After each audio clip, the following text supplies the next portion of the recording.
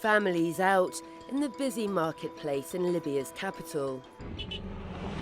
But on the outskirts of Tripoli, the war drums are again banging.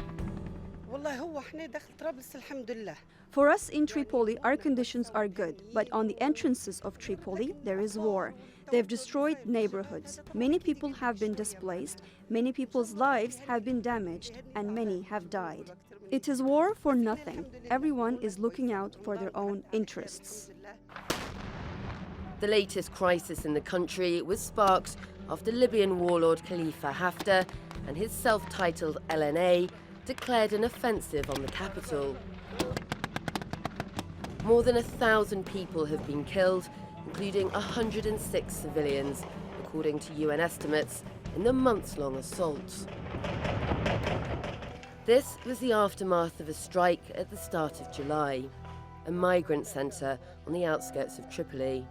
This strike alone from a Haftar warplane killed at least 40 people and injured many. We spoke to one of the mayors from a suburb of Tripoli that's been impacted by the latest bout of fighting. This war is different to the other wars because there are many types of arms and weapons like heavy artillery and warplanes and guided missiles, and all of them are being used in the fighting near civilian neighborhoods.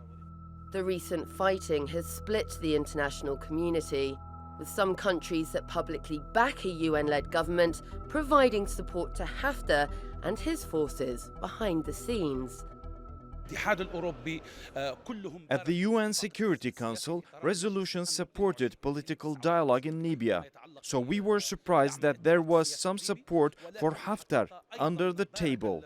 The announced position of the EU were good and were sympathizing with the Libyan democracy. But instead, they strengthened the head of the militia, Khalifa Haftar, in his attack on the capital Tripoli. Back on the streets of Tripoli, and war feels very far away. Well, despite the war on their doorstep, people here in Tripoli, as you can see, are out and about. Now, we've been speaking to people and they've been telling us about their concerns with the latest fighting, but daily life is continuing. An international community split in their support for a country that is, right now, again divided. Speak to people here and they'll tell you they feel betrayed by foreign interventions, by the heavy presence of militias on all sides, and the failure to return the country to civilian rule. And there's disappointment too, that the promises of the revolution, that Libya could move from dictatorship to democracy, seem very far from being realised. Sarah Firth, Straight Talk.